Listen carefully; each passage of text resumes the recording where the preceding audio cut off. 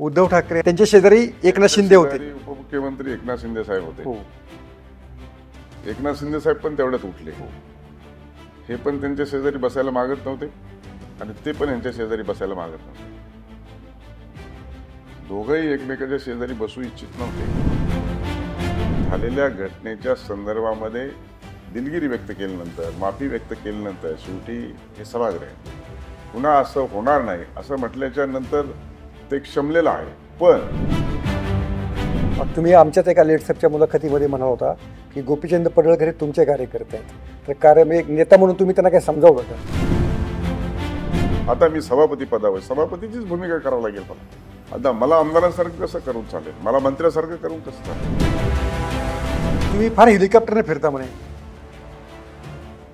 तुमचे हेलिकॉप्टरचे shot social मीडियामध्ये फार व्हायरल होतात. तुमचा होरा काय, तुमचे बोलण्याची सिस्टम काय, तुमचा डेकोरम काय, त्याच्यावरून तुम्ही कोण आहात हे कळलं पाहिजे. आता तुम्ही त्यांना आमदारच वाटले नसतील त्यावेळेस पोलीस बोलला असेल. त्या सगळा आकांड तांडव केल्यानंतर हार कशी मानायची म्हणून निवडणुकीपर्यंत तो मुद्दा ठेवला होता.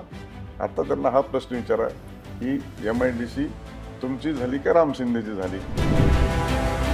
एवढ्या मोठ्या प्रमाणामध्ये वापर, गाड्या, पैसा मोठ्या प्रमाणात झाला. प्रशासन हाती धरलं, एवढ्या मोठ्या प्रमाणात झाला की विचार रसोई. तरी माझा 622 मताचा फरक आहे. आता ईडीने बोलवलंय, आता ईडीने चार्जशीट दाखल केलं. दोन्ही नगरपंचायतीमध्ये सत्ता बदलून टाकली तुम्ही. जी ओरबडून सत्ता घेतली होती ती आली. तुम्ही ओरबडे असं म्हणतात ते. मी काय ओरबडे? आमचे 5 उमेदवार काढून घेतले होते ते. मी काय ओरबडली? ते म्हणतात पैशाने माणसं फोडले. आणि मग काय रोहित पवार थोडी आमदार ह्याच्या रोजगार हमीचे कामं जातात त्यांच्याकडे पैसे नाही. तुमच्या याच मुद्द्यावर ते म्हणाले होते तुमचा आकडा व्यवस्थित पाठ नाही, तुमच्या अंडर फक्त 78च आमदार आहेत विधान परिषदेचे. सभेसहित माझ्याच अंडर आहे. विधानसभा निवडणुकीनंतर तुम्ही एक आरोप केलेला होता की उपमुख्यमंत्री अजित पवार आणि रोहित पवार या चुलत्या पुत्यांचं साठवलोटं कर्जत विधानसभा निवडणुकीच्या वेळेस झालं. या आरोपाशी तुम्ही आजही ठाम आहात? हो, ठाम आहे. ते सिद्धच झालं ना. हे मी नाही म्हणत, त्यांनीच सांगितलं त्यावेळेस. नमस्ते, मी योगेश कुटे. लेट्सअप सभा या कार्यक्रमामध्ये तुम्हा सर्वांचं पुन्हा एकदा स्वागत. आज माझ्यासोबत अशी व्यक्ती आहे की ज्यांच्यामुळे विधान परिषदेचं कामकाज सुरळीत चालण्याची जबाबदारी येते. या महाराष्ट्राच्या 13 कोटी जनतेचे जे प्रश्न सभागृहात मांडले जातात त्या प्रश्नांना न्याय देण्याची भूमिका सभापती म्हणून जे सांभाळतात ते आज राम शिंदे सर आपल्यासोबत आहेत. शिंदे सर, आपलं लेट्सअपवर खूप खूप स्वागत. 3 टर्म तुमचं अधिवेशन पार पडलेलं आहे, म्हणजे तुम्ही सभापती म्हणून तुमचं ते जवळपास 3रं अधिवेशन आहे. तर या जेव्हा समोर बसता आणि जेव्हा तुम्ही डायसवर खुर्चीवर बसता तर त्याच्यामध्ये काय फरक पडतो? प्रश्न असा आहे की अधिवेशन चालवण्याची पीठासीन अधिकारी म्हणून माझी जबाबदारी आहे. त्यामुळं मी डिसेंबरच्या अधिवेशनामध्ये 2 दिवस अधिवेशन बाकी असताना मी सभापती म्हणून माझी एकमताने निवड झाली. त्यानंतर अर्थसंकल्पीय अधिवेशन झालं आणि आता पावसाळी अधिवेशन जस्ट कालच संपलेलं आहे. त्यामुळं सत्ता पक्ष आणि विरोधी पक्ष या दोन्हीमध्ये समन्वय ठेवणं आणि महाराष्ट्राच्या जनतेला त्यांच्या प्रश्नावर न्याय देणं आणि सरकारला त्याच्यासाठी उत्तर द्यायला भाग पाडणं, विरोधी पक्षाला देखील तेवढ्याच प्रमाणात न्याय देणं ही माझी सभागृहातली जबाबदारी आहे. आणि निश्चितपणे ती जबाबदारी पार पाडत असताना शेवटी आपण महाराष्ट्र आणि महाराष्ट्राच्या जनतेला या पवित्र मंदिरातून त्यांच्या प्रश्नाची सोडवणूक व्हायला पाहिजे ही भावना असते. आणि म्हणून अनेक तमाम जनतेच्या अनेक लोकांचे हे डोळे या अधिवेशनाकडे लागलेले असतात आणि ती जबाबदारी वरिष्ठ सभागृहाची माझ्याकडे आणि ती सांभाळत आहे. ओके. पण जेव्हा जेव्हा अशी विधानसभा, तुम्ही दोन्ही सभागृहामध्ये काम केलेलं आहे, विधानसभा आणि विधान परिषदेमध्ये नक्की कामकाजामध्ये काही फरक असतो की त्याच पद्धतीने कामकाज चालतं? दोन्ही सभागृहाचं कामकाज एकच असतं. बरं. आणि आपल्या महाराष्ट्रात म्हणा किंवा देशात म्हणा, देशात द्विसभागृह ही फक्त 6च राज्यात आहेत आणि त्यात एक महाराष्ट्र आहे. त्यामुळं विधानसभेचं कामकाज आणि विधान परिषदेचं कामकाज, सभेमध्ये 288 सदस्य आहेत आणि परिषदेमध्ये 78 सदस्य आहेत. त्यामुळं साहजिकच कोणत्याही प्रश्नाला न्याय द्यायची ज्यावेळेस भूमिका येते त्यावेळेस त्या संख्येच्या जर प्रोपोर्शनेट पाहिलं आपण तर विधान परिषदेमध्ये सखोल चर्चा होते. विधान परिषद सदस्यांना बोलायला वेळही मिळतो आणि विधान परिषदेचं महत्त्वही मोठं आहे.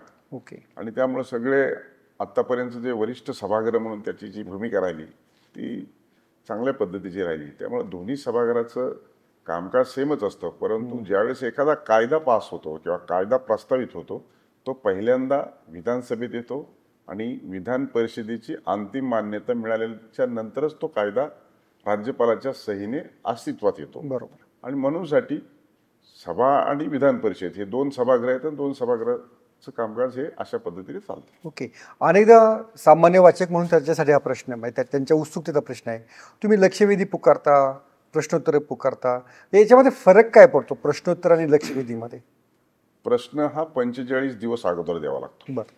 तो 45 दिवस अगोदर दिल्याच्या नंतर पूर्वीचं सारखं राहिलं नाही, आता डिजिटलायझेशन आहे, बरं, आता कॉम्प्युटराइज आहे. सगळ्या आमदारांच्या समोर त्याचा ड्रॉ निघतो आणि त्याची प्रायोरिटी ठरते आणि त्यानुसार तो प्रश्न येत असतो. ओके. दररोज दैनंदिन कामकाजामध्ये. बरं.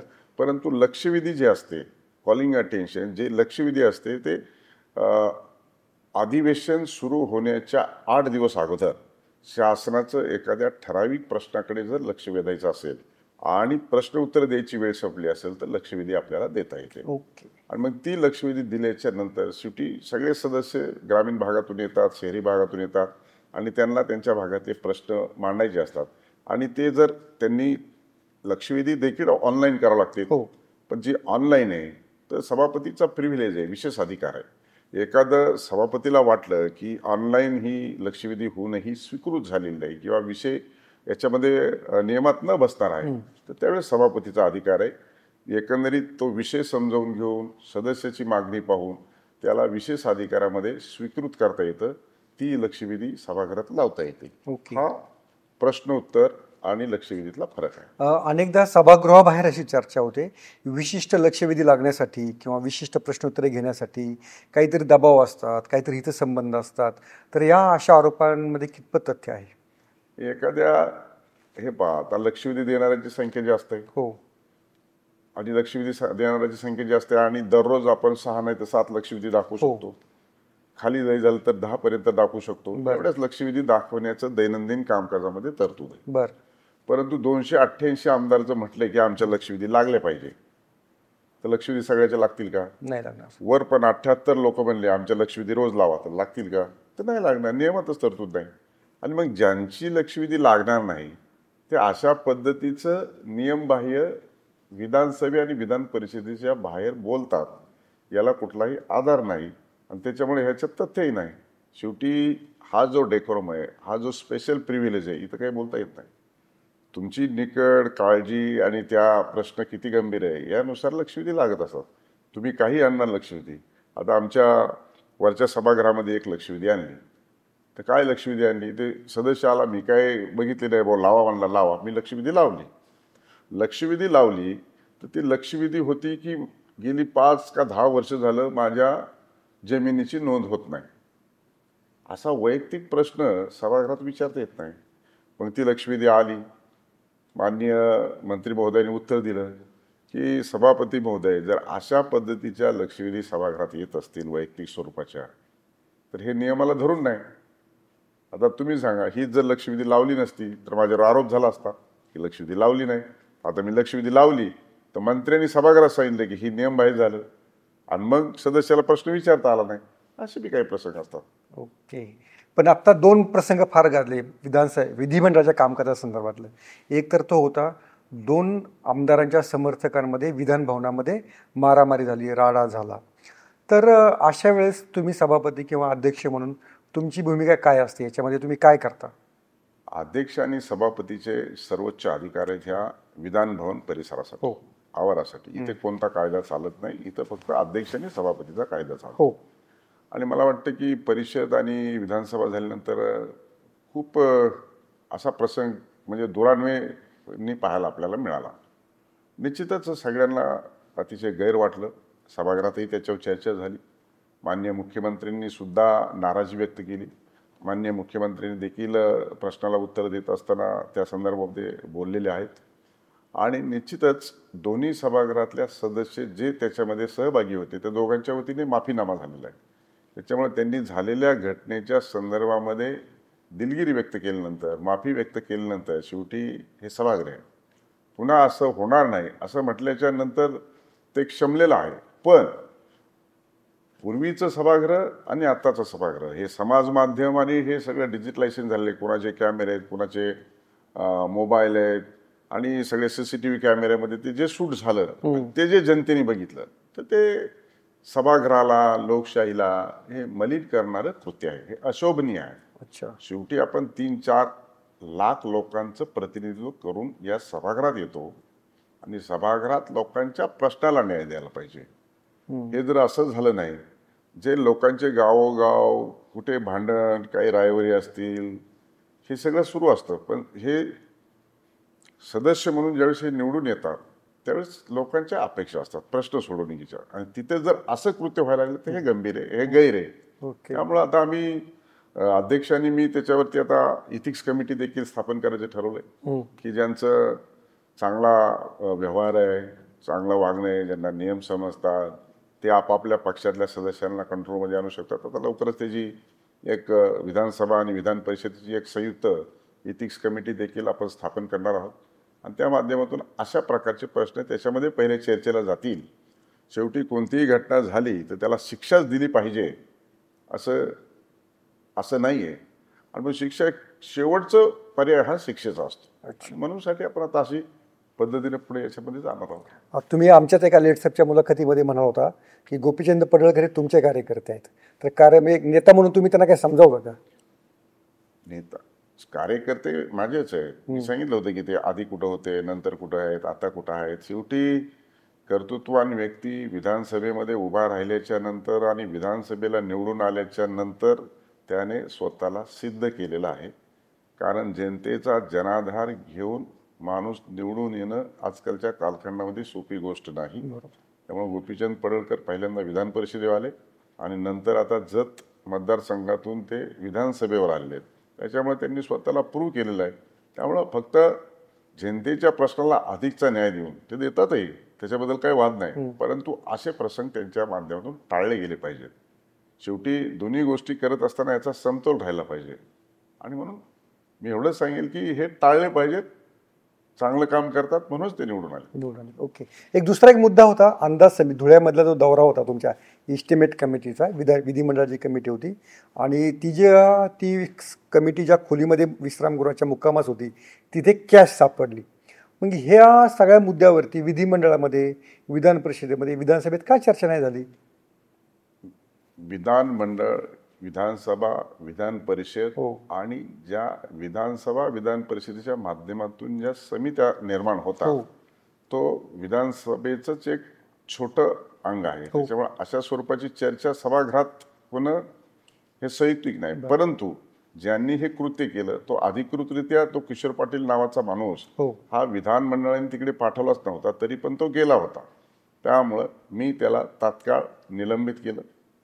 त्याचबरोबर माननीय मुख्यमंत्री महोदयांनी त्याच्यावर स्पेशल इन्व्हेस्टिगेशन टीम SIT देखील नेमलेली, त्याची सखोल चौकशी देखील सुरू आहे.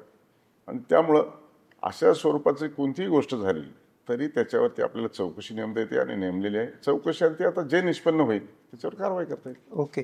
पण अशा काही गोष्टी तुमच्या कानावर येत असतात का जेव्हा एखादी कमिटी जिल्ह्याच्या दौऱ्यावर जाते किंवा? हो, आमची परवानगी घेतल्याशिवाय त्यांना जाताच येत नाही. बरं, पण त्यांच्यासाठी अध्यक्ष आणि सभापतीच्या संयुक्त सहीने परवानगी घेतल्याशिवाय कोणतीही समिती जिल्ह्यावरच्या दौऱ्यावर जाऊ शकत नाही. मध्यंतरी अशा समित्यांचे जिल्हा दौरे पण बंद झालेले होते, हे खरं आहे का? नाही, मध्ये समित्याच नव्हत्या मागच्या 2.5 वर्षात. त्याच्यामुळं सभापती आणि अध्यक्ष यांनी परवानगी दिल्याशिवाय या समिती दौऱ्यावर जाऊ शकत नाही. पण असे जर प्रकार पुढे टाळायचे असतील तर तुम्ही त्यांना काही वेगळं काही सूचना, वेगळे काही नियमावली? ही जी सगळी गोष्ट आहे ती इथिक्स कमिटी येतेच आहे. त्याच्यामधून देखील सूचना दिल्या जातील.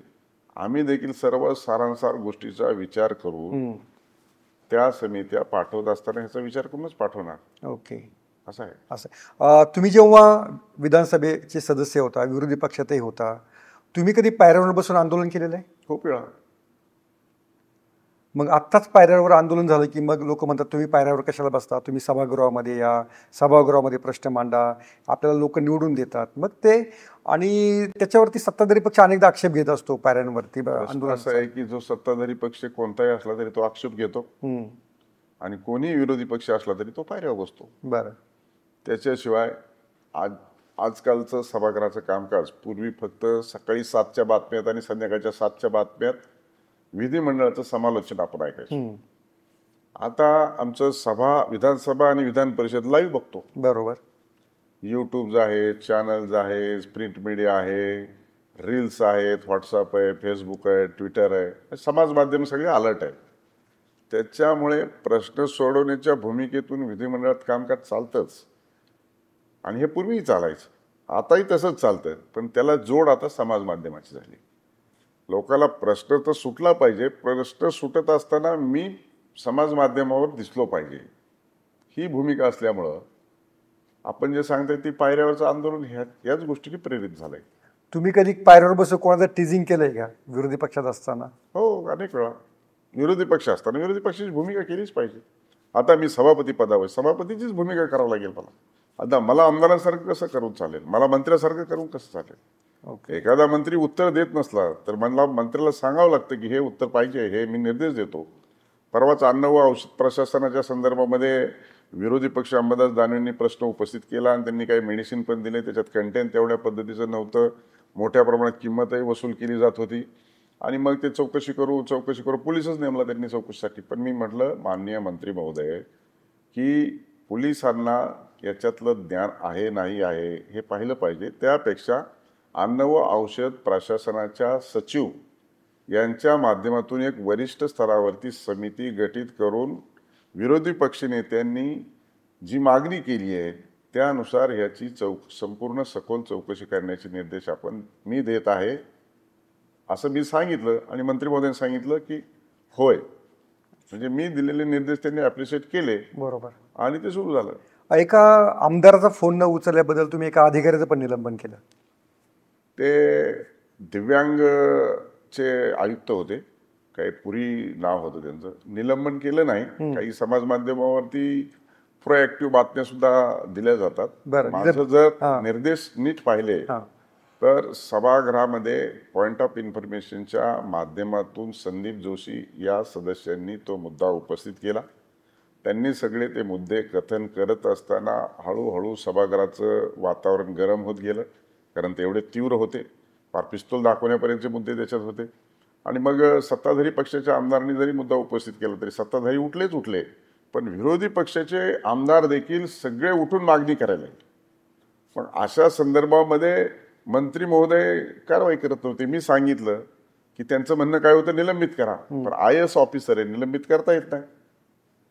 IAS ऑफिसर निलंबित होतच नाही असं नाहीये, पण सभागृहात करता येत नाही. मग मी सांगितलं की त्यांना तातडीने सक्तीच्या रजेवर पाठवा आणि त्यांची निलंबनाची कारवाईच्या संदर्भात उचित कारवाई सुरू करा.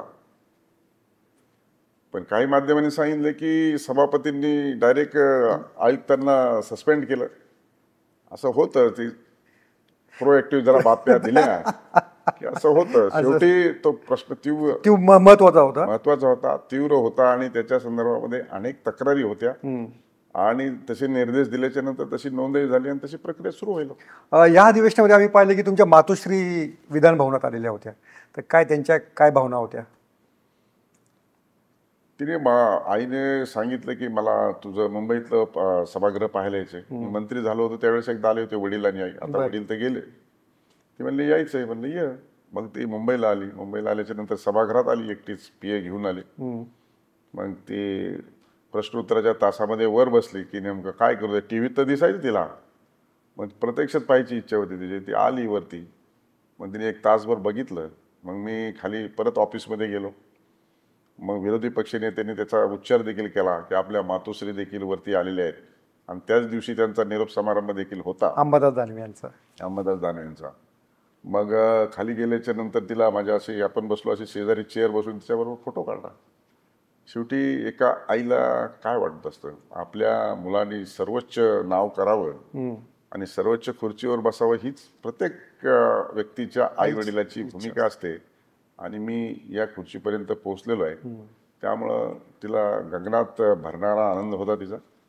त्यामुळं ती एकदम खुश होती आणि इथे बंगल्यावर देखील 2 दिवस राहिली, आता गेली. सभापती झाल्यानंतर म्हणजे तुमचा विधानसभेला पराभव झाला, नंतर तुम्ही सभापती झाले. तुम्ही फार हेलिकॉप्टरने फिरता म्हणे. तुमचे हेलिकॉप्टरचे शॉट सोशल मीडियामध्ये फार व्हायरल होतात. असं आहे की आता मी अधिवेशन चालू असताना गावाकडे गेलो. हो. मी सभागृहामध्ये उपस्थित राहणं आवश्यक आहे. त्याच वेळेस आमच्या भागातल्या 4 रथयात्रा होत्या, चोंडी, चापडगाव, जवळा, नान्नज. आणि मी लहानपणापासून या रथयात्रेला उपस्थित राहिलेलो आहे. मग भागातल्या लोकांना मी एवढ्या मोठ्या पदावर गेल्यावर लोकांना असं वाटू नये की आता हा मोठा झाला आणि देवाला पण विसरला. माझ्या पुढे पेच प्रसंग होता. मी सकाळी 6 वाजता इथून विमान घेतलं, ते बारामतीला लँड केलं आणि तिथून हेलिकॉप्टर घेतलं आणि त्या 4ही गावाला गेलो. शेवटी आपण लोकातला माणूस आहे आणि जिथून आपली उत्क्रांती झाली तिथं आपण विसरून कसं चालू शकतो. आणि त्यामुळे ते सगळ्या रथाचं, देवाचं दर्शन घेतलं, लोकांना, कार्यकर्त्यांना भेटलो आणि वेळेत सभागृहामध्ये प्रश्नोत्तराच्या तासाला उपलब्ध झालो. त्याच्यामुळं हे 3 तासात तर मी काही गाडीने जाऊ शकत नव्हतो, गाडीने येऊ शकत नव्हतो. त्याच्यामुळे हे साधन वापरणं कामच आहे, त्यामुळे वापरलं. त्याच्या आधी पण तुम्ही भरपूर हेलिकॉप्टरमधनं फिरले. म्हणजे लोकांनी असे उलट बातम्या केल्या की बुवा जरी पराभूत झाले तरी शिंदेचं हेलिकॉप्टर मात्र सारखं फिरतच आहे. कसं आहे, आम्ही छोटी माणसं आहोत. गरीब माणूस ज्यावेळेस मोठ्या पदावर जातो त्यावेळी चर्चा होते. मोठे माणसं रोज हेलिकॉप्टरने विमाने फिरतात त्याची चर्चा होत नाही. छोटा माणूस हेलिकॉप्टरमध्ये बसला की त्याचे कार्यकर्ते असतात, ते जास्त चालवतात. कारण मोठे माणसं कधी बसतात आणि कुठं उतरतात त्यांना माहितीच नसतं. आणि आमच्यासारख्या माणसाला आम्ही हेलिकॉप्टरने आलो हे दाखवायचं असतं. त्यामुळे आमच्या कार्यकर्त्याला आम्ही निरोप देतो आणि मोठे माणसं हेलिकॉप्टर विमान चोरून वापरतात. हा फरक आहे त्यातला, बाकी काहीच नाही. पण असं म्हणतात की बाबा राम शिंदे प्रोटोकॉल बाबत फार जागरूक आहेत, एकदम कठोर आहेत आणि तुमच्यामुळं अनेक 4-5 पोलिसांचं निलंबन झालेलं आहे. काही लोक जाणून बुजून मला देय असलेली शासनाच्या वतीनं जी सुरक्षा व्यवस्था आहे शासन निर्णयानुसार ती न दिल्यामुळं ते सस्पेंड झालेत. काहींची विभागीय चौकशी लागली. शेवटी मला शासनाने देय असलेली ती सुरक्षा व्यवस्था आहे, त्याच्यामध्ये त्रुटी ठेवून कसं चालेल. आणि एखादा काही प्रसंग घडला तर त्याला जबाबदार कोण राहील. सुरक्षा व्यवस्था ज्या दिल्या जातात ते काय अशा शो म्हणून थोडी दिल्या जातात. ज्याला जे नेमून दिलेलं काम आहे त्यांनी ते काम करायचं असतं. हे बघा, आता तुम्ही संपादक आहेत, तुम्ही माझ्यापर्यंत पोहोचले कारण तुम्हाला ते तुमचं चॅनल चाललं पाहिजे. मी सभापती आहे. आता मी सभागृहात जर वेळेवर जाऊन नाही बसलो आणि सभागृह सुरू नाही झालं तर काय होईल. बरोबर, त्या सिस्टीमच ती माझी कोणीतरी दखल घेईल की हे कामकाज करण्यास योग्य नाही. बरोबर, ह्याला ह्या कामात रस नाही, हा या कामात गंभीर नाही. म्हणजे काय झालं, सस्पेंड झालं, चौकशी लागली. तसंच झालं. ते मला शासनाने दिली असलेली सुरक्षा व्यवस्था जी पुरवली गेली नाही त्याच्या वरिष्ठांनी दखल घेतली आणि त्याची इन्क्वायरी केली, त्याला सस्पेन्शन केलं. तो चुकला तर ओके. इथून पुढे कुणी चुकू नये.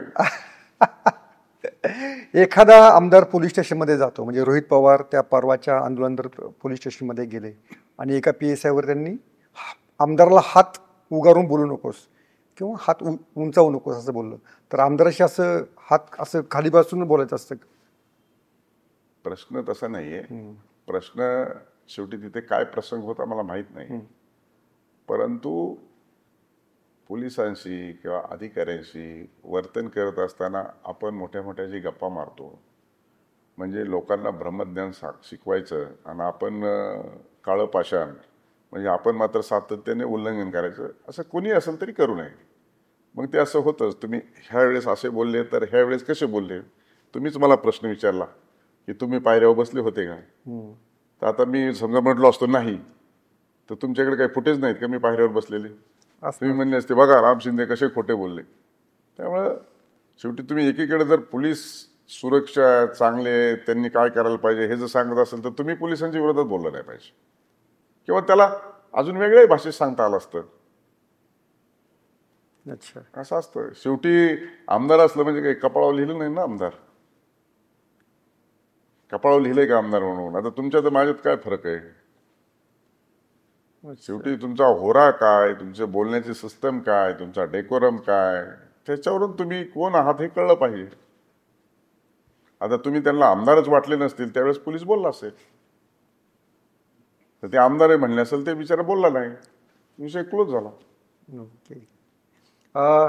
तुम्ही जेव्हा विधान परिषदेचे सदस्य होता, ते रोहित पवार हे विधानसभेचे आमदार होते, तेव्हा कर्जत MIDCचा मुद्दा एवढा गाजला की माध्यमांमध्ये त्याच बातम्या त्या अधिवेशन काळामध्ये झालेल्या होत्या.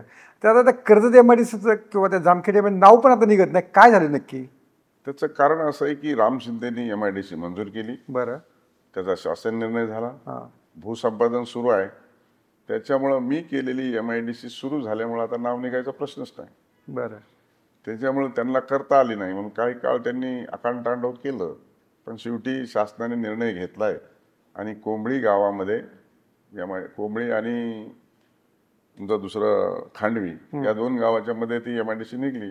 त्यांनी आरोप प्रत्यारोप झाले निवडणुकीत, ही MIDC झाली नाही, ही MIDCचं दुसऱ्या तालुक्यात आहे. परत मध्ये एक स्टेटमेंट दिलं त्यांनी की केली तर आता उद्योगच त्यांना आणता येणार नाही. मग आता बघू जसं जमतंय तसं करू. त्यांनी त्या वादाच्या प्रसंगी तुम्ही आरोप केलेला होता की त्यांच्याशी संबंधित काही जवळच्या लोकांची जमीन त्यांनी सुचवलेल्या जागेमध्ये आहे. तर त्याच्यामध्ये काही तथ्य पुढे तुम्हाला काही आढळलं का? का तो आरोपापुरता झालं ना? त्याच्यामुळं ती MIDC योग्य जागा नव्हती. मी केलेले आरोप सगळे खरे निघाले. त्यामुळे MIDCच्या हाय पॉवर कमिटीने उद्योग विभागाच्या ती जागा रद्द केली. ती जागा फॉरेस्ट लगतही होती. त्याच्यामुळे दुसरी जागा सुचवायचं सांगितलं. मी दुसरी जागा सुचवली आणि ती सगळी प्रक्रिया पूर्ण करत हाय पॉवर कमिटीकडून मंजुरी घेत उद्योग विभागाकडे ती कोंबळी खांडवीची MIDC मंजूर केली. परंतु इतका सगळा आकांडतांडव केल्यानंतर हार कशी मानायची म्हणून निवडणुकीपर्यंत तो मुद्दा ठेवला होता. आता त्यांना हा प्रश्न विचारा की MIDC तुमची झाली का राम शिंदेची झाली? हे तुमचं काम आहे. आता MIDC नेमकी तुम्ही सुचवलेली जागेवर झाली का राम शिंदे सुचवलेली जागा झाली? ओके. आणि तुम्ही असं विचारणार असेल तर मी GR देतो, तुम्ही त्यांचा GR मागा. नक्की. तुम्ही तुमच्या GRचे मी सोबत जाताना प्रतच घेऊन जातो. पण विधानसभा निवडणुकीमध्ये 1100 मतांचा असा नक्की कुठे फरक पडला होता की ज्याच्यामुळे तुमचं थोडं गणित फिसकटलं? प्रश्न 1143 मतांनी मी हारलो. होय. म्हणजे 622 मतं जर मला त्यातले असते तर मी 1 मताने निवडून आलो असतो. बरोबर. परंतु एवढ्या मोठ्या बलाढ्य शक्तीमुळं, ज्या घराण्याचा 60 वर्षाचा अनुभव आहे, ज्या घरात 4 वेळा मुख्यमंत्री, 6 वेळा उपमुख्यमंत्री, देशाचे विरोधी पक्षनेते, देशाचे संरक्षण मंत्री, देशाचे कृषी मंत्री, देशाचे विरोधी पक्षनेते, घरात 3 खासदार, एवढी मोठी परंपरा असलेल्या घराण्याशी लढलो आणि केवळ 622 मताच्या फरकाने पडलो. म्हणजे ह्याचा अर्थ मी असा घेतला की माझ्यापेक्षा त्यांची इज्जत 622 मतांनी जास्त आहे, किंवा मान किंवा सन्मान किंवा प्रतिष्ठा किंवा जनाधार माझ्यापेक्षा त्यांचा 622 मतांनी जास्त आहे. त्यामुळे अजितदादांनी त्या संदर्भात काही वक्तव्य केलं दरम्यानच्या काळात. अशा परिस्थितीत एक छोटा माणूस तत्वाने एवढी मोठी लढाई लढला आणि म्हणूनसाठी संपूर्ण राज्यभरात या निवडणुकीची चर्चा झाली. आणि मी 4 वर्ष माझ्या आमदारकीची विधान परिषदेची शिल्लक असताना देखील ही निवडणूक लढलो आणि ज्या ईर्षेने ज्या भावनेने लढलो ते मी 622 मतांनी हरलो. एवढ्या मोठ्या प्रमाणामध्ये वापर, गाड्या, पैसा मोठ्या प्रमाणात झाला, प्रशासन हाती धरलं, एवढ्या मोठ्या प्रमाणात झाला की विचारच होईना. तरी माझा 622 मताचा फरक आहे. आता ईडीने बोलवलंय, आता ईडीने चार्जशीट दाखल केलंय, आता ईडीने 21 तारखेला हजर राहायला सांगितलं PMLA कोर्टात. त्याच्यामुळं आणि आमची काय, आमचा इतिहास काय, आमच्या घरचा, आमची काय फायनान्शियल पोझिशन, तरी पण एवढं लढलो. सामान्य कार्यकर्त्याचा आधार आहे आणि हा राम शिंदे सगळ्याला पाहिजे. या निवडणुकीत तर कर्जत जामखेडमध्ये माझे सगळे विरोधक माझ्याबरोबर होते, तरी पण निवडणूक हारलो. शेवटी आता कोर्टात मी चॅलेंज केलंय. कोर्टात एक आता इलेक्शन पिटिशन दाखल आहे. आता त्यांना उत्तर मागितलंय, ते आता 2 तारखा वाढून मागितलं, उत्तर तर दिलं नाही. कशाच्या आधारावर तुम्ही रिट पिटिशन केलंय? जे रिट पिटिशन केलं आहे आता ते कोर्टच सांगेल कशाच्या आधारावर केलं, काय केलं. मुद्दे काय त्याच्यामधले? मुद्दे स्ट्रॉंग आहेत, मुद्दे चांगले आहेत. म्हणूनच माझी इलेक्शन पिटिशन महामहिम हायकोर्टने संभाजीनगर ब्रँचने दाखल करून घेतलेली आहे आणि त्याच्यामुळं स्ट्रॉंग आहे. बरं, त्यामुळे नक्की त्याचा नीट विचार होईल आणि माझ्या बाजूने निकाल लागेल अशी माझं भावना आहे. पण तुम्ही जरी वरिष्ठ पदावर पोहोचले तरी तुम्ही खालच्या पातळीवर म्हणजे गाव पातळीवर राजकारण सोडलेलं नाहीये. तुम्ही अनेक दोन्ही नगरपंचायतीमध्ये सत्ता बदलून टाकली. तुम्ही जी ओरबडून सत्ता घेतली होती ती आली. तुम्ही ओरबडले असं म्हणतात ते. मी काय ओरबडले? आमचे 5 उमेदवार काढून घेतले होते ते. मी काय ओरबडली? ते म्हणतात पैशाने माणसं फोडले.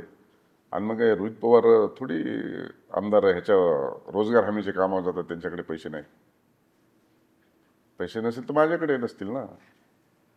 नगरपंचायत गेली, मार्केट कमिटीचा उपसभापती गेला, खरेदी विक्री संघ घेतला मी, दूध संघ घेतला मी, त्यांना उमेदवार देखील मिळाले नाही. 2 मार्केट कमिट्या घेतल्या. त्यांचं हाय काय? त्यांचं त्या मतदारसंघामध्ये कोण माणूस त्यांनी पदावर बसवलाय? सभापती झाल्यानंतर तुम्ही अशी काय जादू केली? काहीच नाही जादू केली. आत्ता बी खूप लोकांना माझ्याकडे यायचं आहे. मी थोडं थांबायला सांगितलंय. सभापती हे बघा, मी ज्या तत्वाने लढलो, इमानदारीने लढलो, त्यामुळे माझ्या नेतृत्वाने पक्षाने माझी कदर केली आणि एवढ्या मोठ्या पदावर बसवलं की ज्याच्या अंतर्गत 400 आमदार आहेत. खरी गोष्ट. तुमच्या याच मुद्द्यावर ते म्हणाले होते तुमचा आकडा व्यवस्थित पाठ नाही, तुमच्या अंडर फक्त 78च आमदार आहेत विधान परिषदेचे. सभेसहित माझ्याच अंडर आहेत. विधान भवनाचा अंतिम निर्णय सभापती घेतो. काल मुख्यमंत्र्याचं तुम्ही ऐकलं असेल स्टेटमेंट. ओके, त्यामुळे तुम्हीच त्या सदनाचे तुम्हीच. आकड्या बिकड्याचं काही नाही. विधान भवनाच्या परिसराचा अध्यक्ष देखील आहेतच, पण अंतिम निर्णय सभापतीचा असतो. Okay okay okay. अच्छा. सभागृहामध्ये जे फाईल स्टार्ट होते त्यावेळेस अध्यक्षाची सही होते, शेवटी माझी सही होते. अंतिम अधिकार अंतिम अधिकार माझा तुमच्याकडे आहे. म्हणून एका सेक्रेटरीची 4 सेक्रेटरी केली मी आता मी आल्यावर. जेव्हा तुम्ही सभागृहात येता तेव्हा असा कोणता आमदार तुम्हाला जरा जास्त त्रास देणार? वर्गामध्ये कसा एखादा नाठाळ विद्यार्थी असतो तसं कोण असतं तुमच्या पुढे? मी विधान भवनाच्या परिसरात गेलो की मी हेडमास्टरच्या मूडमध्ये जातो. बर. त्यामुळे सगळे विद्यार्थी सारखे. अच्छा. प्रत्येकाची मांडण्याची पद्धती वेगळी असते, परंतु त्याचे पोटतिडकीने प्रश्नच मांडायचे असतात त्याला आणि त्याच्या प्रश्नाची सोडवणूक व्हावी ही भूमिका असते. बरं. आणि त्याच्यामध्ये दोघांमध्ये समन्वय ठेवायची माझी भूमिका असते, त्यामुळे मी त्याला प्राधान्य देतो. ओके. त्यामुळे असं की कोणाला दुजाभाव भेदभाव काही करायचे म्हणून तर खुश आहेत लोक. जर आपण असं इंटेन्शनली जर काही करायला गेलो तिथे तर शेवटी लोकशाही कोणी बोलणार. बरोबर. सभागृहात जरी बोलता आलं नाही तरी बाहेर बोलणार. बरोबर. ओके. त्यामुळं सभागृहाचं कामकाज चालवत असताना लोकशाही पद्धतीनं सत्ता पक्ष विरोधी पक्ष शेवटी दोन्ही पक्ष जरी असले तरी ती भूमिका ही जनतेची असते. बरोबर. खरी गोष्ट. त्यामुळे जनतेचे प्रश्न सुटले पाहिजे हीच भूमिका घेऊन गेला पाहिजे. एक थोडं पाठीमागे घेतो. विधानसभा निवडणुकीनंतर तुम्ही एक आरोप केलेला होता की उपमुख्यमंत्री अजित पवार आणि रोहित पवार या चुलत्या पुत्यांचं साठवलोटं कर्जत विधानसभा निवडणुकीच्या वेळेस झालं. या आरोपाशी तुम्ही आजही ठाम आहात? हो, ठाम आहे. ते सिद्धच झालं ना. हे मी नाही म्हणत, त्यांनीच सांगितलं होतं त्यावेळेस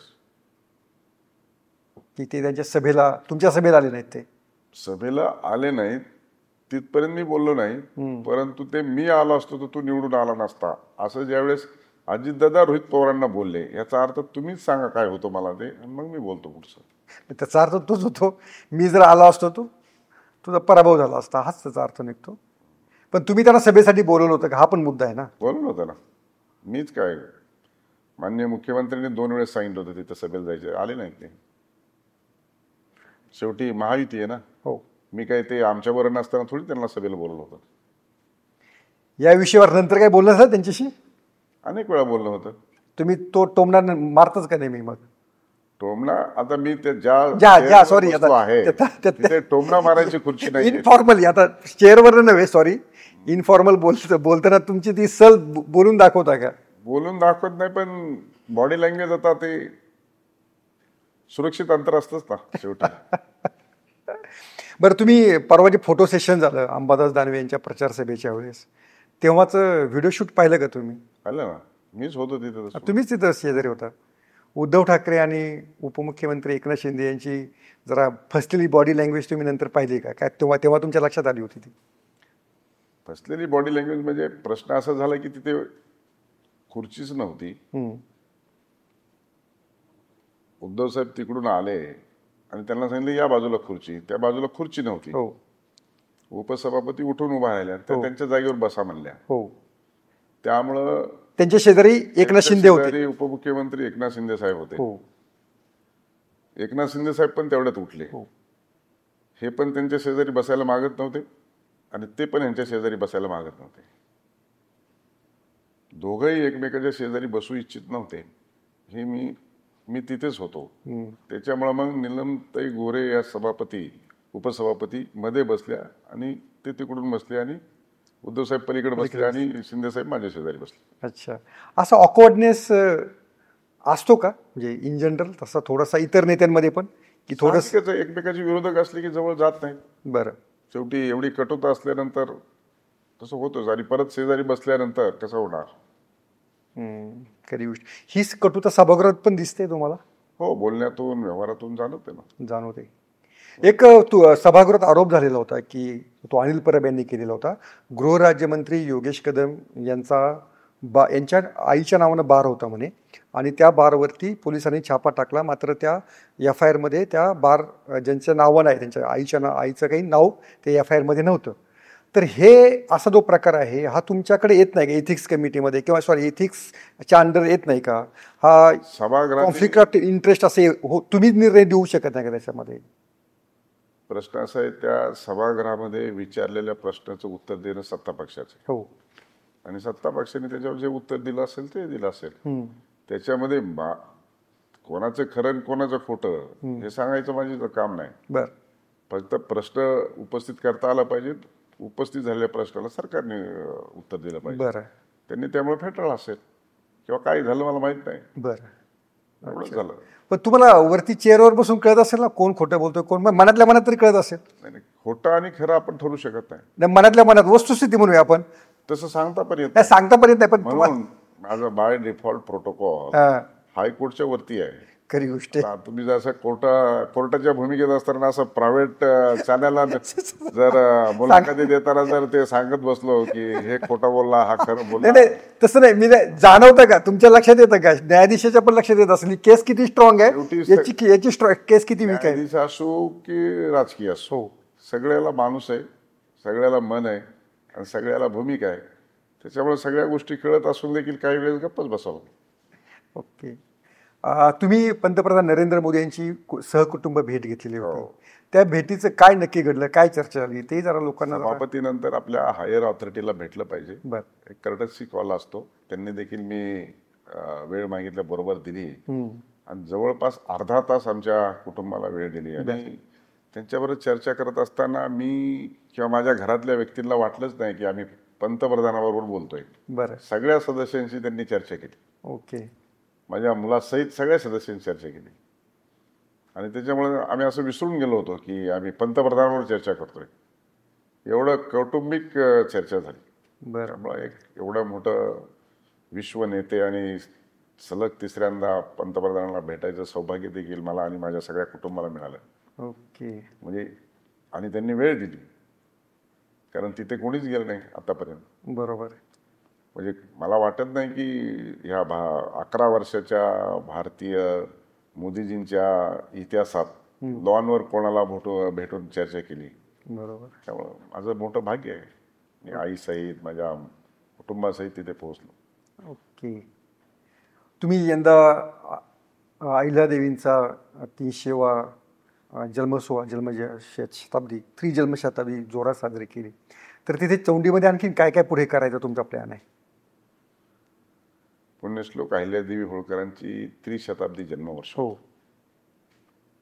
महाराष्ट्रात जे कधी घडलं नाही ते मी करून दाखवलं. एका छोट्या गावात पूर्ण मंत्रिमंडळ घेऊन गेलो आणि तिथे चोंडीचा आराखडा तयार केला 681 कोटीचा, आणि त्या समवेत इतर देवस्थानचे आराखडे, कोल्हापूरची देवी असेल, माहूरगड असेल, तुळजापूरची देवी असेल, ज्योतिबा असेल, पंढरपूर नाही त्याच्यानंतर झालं, 5,500 कोटी रुपयाचे देवस्थानचे आराखडे देखील मंजूर झाले. आणि एका छोट्या गावात कॅबिनेट घेऊन गेलो. अहिल्यादेवींच्या जयंतीच्या दिवशी देखील मोठ्या प्रमाणात जनता तिथे येत असते. आणि आता या बजेटमध्ये देखील 360 कोटी रुपये आपण मंजूर केले. जवळपास 150 कोटी रुपये आपण आता चोंडी विकासासाठी आणि राष्ट्रीय स्मारक व्हावं म्हणून महाराष्ट्र सरकारने त्याला आता बजेट दिलंय. त्याची कामं आता सुरू होती. त्यामुळं अहिल्यादेवींनी 12 ज्योतिर्लिंगाचा जीर्णोद्धार केला, की जो काशी विश्वनाथाचा मोदीजींनी जो जीर्णोद्धार केला तो 1780 साली पहिल्यांदा अहिल्यादेवींनी केला. आणि आता 2022 साली आपल्या देशाचे आदरणीय पंतप्रधान मोदीजींनी केला. आणि त्या तत्कालीन परिस्थितीमध्ये अहिल्यादेवींनी धर्म, देव आणि देश वाचवण्याचं काम केलं. ही भूमिका होती. म्हणून सर्व देशातील राज्यामध्ये देखील अहिल्यादेवींची जयंती, त्रिशताब्दी जयंती झाली. देशामध्ये देखील झाली. त्या दिवशी माननीय पंतप्रधान देखील भोपाळमध्ये हजारो महिलांच्या बाबतीत धोरण जाहीर करत असताना भोपाळला होते. अनेक ठिकाणी होते. चोंडीमध्ये होते, इतरही राज्यात होते. योगीजी होते. मी देखील आग्र्याला गेलो. योगीजी, मी, उपपंतप्रधान एकत्रित होतो. मग अहिल्यादेवींचं खूप मोठं कार्य या देशासाठी राहिलेलं आहे. आणि त्यामुळे आता हे आपण सभापती झाल्याच्या नंतर ते काम केलं. ओके. आणि त्याला माननीय मुख्यमंत्री महोदयांनी मान्यता दिली, मंत्रिमंडळाने मान्यता दिली. बरोबर. ओके. ते काम पुढे चौंडीमधलं पुढे कधी सुरू होईल? आणि सुरू होईल आता. सुरू होईल. सगळ्या मंजुऱ्या झाल्या. Okay okay okay. इतकं मोठं काम तुम्ही उभारता. पण एक आता पावसाळा आला 2 महिन्यापूर्वी. त्या पावसाळ्यामध्ये एक पूल वाहतानाचा एक फोटो रील येतो कर्जतचा, मला वाटतं कर्जत तालुक्याला. तर असं कसं काय काही दिवसापूर्वी काम झालेलं होतं आणि ते वाहून गेलं वगैरे असं? त्याची लक्षवेधी आणली होती सभागृहामध्ये, चर्चा झाली. बरं, काय झालं नक्की त्याच्यामध्ये? त्याच्यावर कारवाई होईल आता कॉन्ट्रॅक्टरवर आणि त्या संबंधित. कोणत्या गाव? मला वाटतं गावाचं नाव सिंपोरा, मानेवाडी, खेड. बरं. ते नुकतंच काम झालेलं होतं. ते 20ला संपलं काम आणि 25ला वाहून गेला पूल. पूर्ण पूल तो वाहून गेला, म्हणजे खचलाच तो पूर्णपणे. मग अशी कामं कशी काय होतात? त्याची चौकशी आता निष्पन्न होईना कशी होतात ते. ओके. आणि त्यांच्यावर कारवाई होईल आता. त्यासाठी निधी कुणी मंजूर केला होता? त्या पुनर्वसनचा निधी होता. बरं. आता जलसंपदा विभाग त्याची चौकशी करत आहे. Okay okay. आणि आता तो रस्ता ग्रामीण विकासकडे मी त्याच्यावरती निधी खर्च टाकलाय. काही अर्ध काम झाले, अर्ध होणं बाकी आहे. बरं. आणि आता पूल देखील प्रस्तावित केलाय. त्यामुळे त्याचे 3 ट्रायल पीठ झालेले आहेत. आता तो पूल देखील मंजूर होईल. बरं. आणि ज्यांनी असं निकृष्ट काम केलं, दर्जाहीन काम केलं, त्यांच्यावर देखील कारवाई होईल आता. ओके. तुम्ही जेव्हा सभागृहात येतात तेव्हा अभ्यासू मंत्री तुम्हाला कोण वाटतात, की तयारीने येतात सभागृहाची? सगळेच अभ्यास वाचल्याशिवाय मंत्री झाले. बरं. सभागृहातलं एक सभागृहातली मांडणी, तिथल्या हजरजबाबीपणा, याच्यामध्ये कोण तरबेज वाटतं? सगळेच तरबेज आहेत. अरे तुम्ही एकदम न्यायाधीशाच्या भूमिकेतच गेलेला. तुम्ही डाबं उजवं करायलाच तयार नाही आहात. करून चालत पण नाही ना. बरं. मी बोलणं म्हणजे एकाला आपण चांगला आहे म्हणलं म्हणजे इतर चांगले नाहीत असं त्याचा अर्थ होतो. त्यामुळं हे होते प्राध्यापक राम शिंदे. आधी सर होते, ते आता विधान परिषदेचे हेडमास्टर झालेले आहेत खऱ्या अर्थानं. तर तुमच्या पुढच्या कामासाठी आणि विधान परिषदेमध्ये लोकांचे प्रश्न जास्तीत जास्त सुटतील अशा शुभेच्छांचा आपण थांबूया. आणि तुम्ही आम्हाला एवढा वेळ दिला त्याबद्दल थँक्यू. सोशल मीडियाच्या भाऊ गर्दीत विश्वासार्हतेने चकाकणारे नाव म्हणजे लेट्सअप मराठी. सगळ्या नागरिकांना ती स्पीच लेट्सअप वरील मुलाखती म्हणजे विचारांचा खजिना. त्यानंतरच्या निवडणुकीमध्ये मला सोडून गेले. बातम्या केवळ वस्तुस्थिती सांगणाऱ्या, न प्रोपगंडा, फक्त जनतेचा अजेंडा. क्योंकि आने वाला कल जाने वाला है, जाने वाला कल आने वाला है. राजकारण, मनोरंजन असो की क्रीडा क्षेत्र, महाराष्ट्राची स्पंदने संवेदनशीलतेने टिपणारे माध्यम म्हणजे लेट्सअप मराठी. जगासोबत एक पाऊल पुढे राहण्यासाठी लेट्सअपचे ऍप, सोशल मीडिया आणि वेबसाईट सोबत कनेक्टेड रहा.